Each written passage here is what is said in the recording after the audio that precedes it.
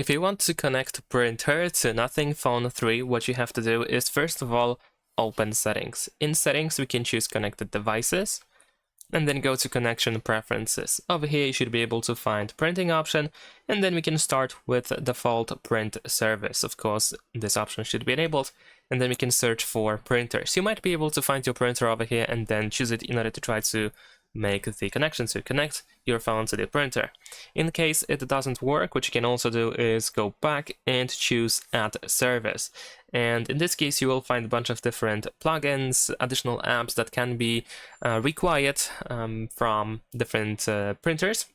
So you might want to install the appropriate app over here, and then you should be able to use it in order to try to make the connection. However, you have to also keep in mind that in some cases, if not in many cases actually, printers require you to download a very specific app, and in order to find out which app you should actually get in order to connect your printer on your phone, you might want to check the manual, the user manual of your printer. And after that, you should be able to find the specific app in the Play Store. So you want to search for it over here and then follow the instructions that you will find on in the user manual. So unfortunately, I cannot show you how to specifically connect your printer to Nothing Phone 3 because every printer has its own method, which you should be able to follow if you manage to find it in the user manual.